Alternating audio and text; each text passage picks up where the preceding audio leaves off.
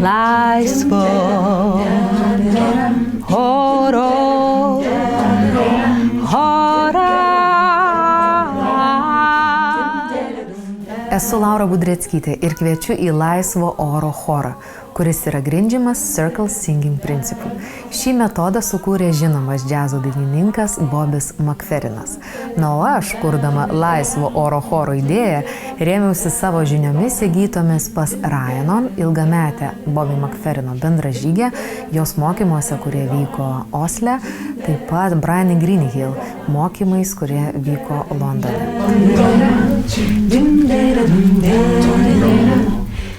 Ryšys su mano balsu mane lydi nuo vaikystės. Ir pastebėjau, kad su juo man reikia susidraugauti. Bet kartu su balsu aš galiu gauti ir švelnumo, dinamiškumo, kuris gali padėti ne tik mano asmeninėje srityje, bet ir darbe, siekiant savo tikslų, hobiuose. Šiaip sunkiausia daryti variklį ir prisiderinimą. Ir tai yra svarbiausi vaidmenys, nes juos išlaikyti. Improvizacija muzikoje man labai padeda būti kūrybišku gyvenime ir netgi reikalauja labai daug drąsos. Tai mano tikslas ir pamokose yra tiesiog išdrąsinti tą savo balsą, kad per balsą aš galėčiau ir improvizuoti gyvenime. Laisvo oro.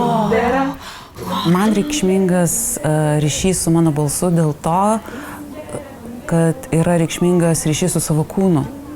Ir balsas tai yra mano kūno dalis, kurios aš nematau, bet aš ją girdžiu. Ir santykis su dalykais, kurių tu nematai, bet turi girdėti arba turi pajausti, yra ypatingas. Ir man labai svarbu ne tik tai ryšį turėti su balsu, bet taip pat, kad tas ryšys santykis, kad jis būtų pozityvus.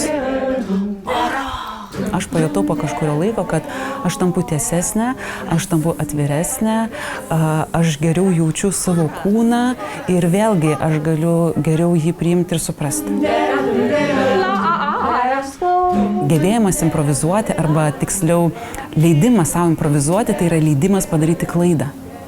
Ir manau, kad tai labai siejasi su kūrybiškumu, nes kūryboje klaidos yra neišvengiamos. Aš mokausi improvizuodama tas klaidas priimti ir iš jų ne tik pasimokyti, bet taip pat kažką sukurti naujo ir įdomaus. Man padeda užmegzti santykį su savo balsu laisvę, kurią aš turiu dainuodama, laisvę, kurią man duoda mokytojai, kurie moko mane dainuoti ir kurie parodo kelią, kaip galima įvairiai priimti savo balsą ir kaip galima įvairiai jį atrasti. Balso lavinimas keičia santykį su mano kūnu. Aš tampu labiau sąmoningesnė savo kūnui, labiau jį jaučiu, įkvėpimai, iškvėpimai, į kurią vietą aš įkvėpiu, iškvėpiu.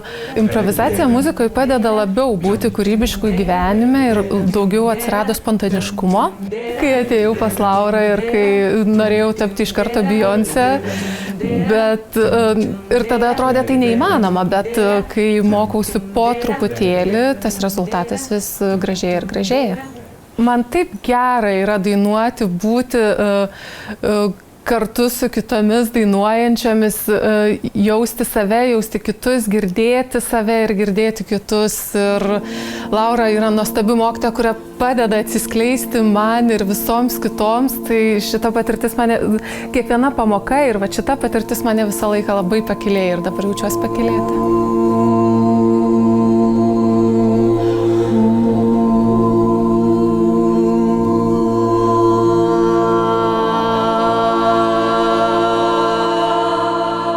Ryšys su mano balsu man yra esminis. Balsas yra viena iš tų išraiškų, kurios yra man svarbios. Improvizacija gyvenime visada yra labai geras dalykas. Nes improvizuojant tu gali atsikratyti kažkokių sustabarėjusių stereotipų, nes būtent improvizacija tai yra tas variklis, kuris padeda mums reaguoti lankščiai į situacijas įvairias. Tai reiškia, kad mes patiriam mažiau streso, reiškia, kad mums yra šiek tiek lengviau gyventi. Ir manau, kad improvizacija tai yra apskritai būtinas dalykas, jį galima netgi mokyti mokyklose.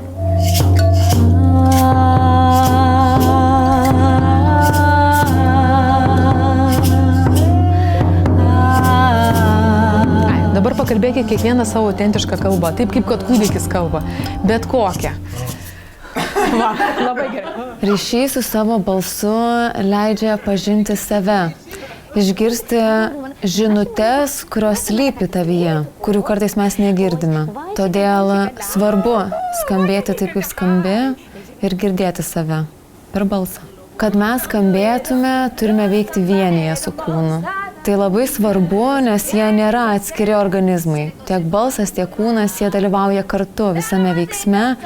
Todėl mes turime išjausti, kad mes skambame tada, kai mes jaučiame save, savo kūną, savo rankas. Improvizacija muzikoje padeda būti kūrybiškiams gyvenime. Padeda spręsti iššūkius, kuriuos susidurime kasdienybėje kitaip, rasti kūrybiškus sprendimus sudėtingiausiose situacijose. Tai atneša lengvumo visoje būtyje.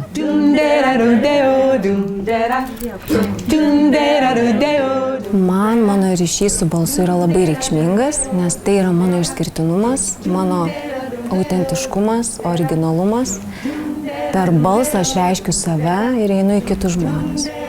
Naudojant balsą, jį lavinant, mano kūnas išlaisvėja, aš jį geriau juntu kaip po visumoje ir man tas labai patinka. Sakyčiau, kad improvizacija muzikoje padeda man būti labiau kūrybiška gyvenime ir atskleisti savo kūrybiškumą, daugiau džiazuoti gyvenime, paprasčiau žiūrėti į problemas, lengviau eiti į gyvenimą. Balsas yra tiesiog mano irgi kūno dalis, mano kūno tąsa. Balso lavinimas vienas iš tų geriausių būdų pajausti save ir kur aš dabar esu ir kaip aš galiu tame judėti. Improvizacija muzikoje padeda ir gyvenime būti kūrybišku, nes, kaip sakiau, tai visiškai susiję, aš net nežinau, kaip gali būti kitaip, nes tai yra gyvenimas. Ryšys su savo balsu man yra be galo svarbus, nes aš galiu save išreikšti, būti išgirstai. Taip, nuo vaikystės mėgau dainuoti iš tikrųjų, bet taip susiklostė, kad neturiu to muzikinio išsilavinimo, nieko nebaigiau ir atėjau lavinti savo balsą. Ir tai suteikė man labai daug džiaugsmo. Per balsą galiu skleisti meilę, kuri kyla iš širdies gelmių. Kūnas tarsi instrumentas, jisai leidžia balsui skleistis, panaudoti visas galimybės. Improvizacija muzikoje labai padeda, gyvenime tada leidžia labiau eksperimentuoti, būti spontaniškai, priimti kažkaip drąsiau tos sprendimus gyvenime. Balso lavinimas keičia santykį su kūnu, nes per balsą tu tampi laisvesnis, jeigu tu moki naudoti savo balsu, ar kažką sakydamas, ar dainuodamas, tu esi laisvas, tu gali tada kurti, tu gali tada pasakyti daug gerų dalykų kitiems.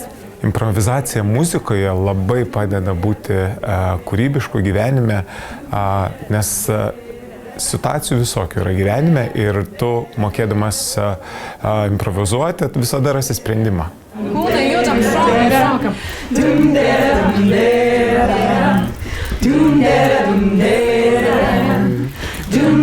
Ši patirtis man buvo kaip iššūkis ir kuriuo labai džiaugiuosi, kad atėjau, prisiliečiau prie to ir tikiu, kad tai padės man augti mano gyvenime. Ir tai buvo labai laisva ir įkvepianti patirtis, kurią aš išsinešu su labai gerom emocijom. Šita patirtis su visais kitais mane labai pakylėjo. Man šita patirtis buvo neįkainojama, nes visų pirma aš pajutau bendrystę.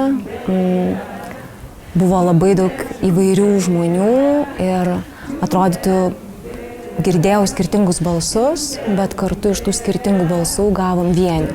Tai buvo neįkainojama. Oi, iš tikrųjų tai nesitikėjau ir būtent tas įdomu girdėti save, girdėti kitus, dainuoti savo melodiją ir dalinti su kitais kitų gyvenimus. Čia kaip gyvenime. Ir gyventi savo gyvenimą, bet ir su kitais kartu gyventi. Ši patirtis leido man pasijausti komandos nariu, išgirsti kitus, išgirsti save, apjungti visą tai, be kažkokių vidinių kritikų ir apribojimų. Ta patirtis, kurią ką tik turėjome, buvo nuostabi, nes bendraminčių būrys tiesiog leido atsiskleisti mūsų visam grožiui.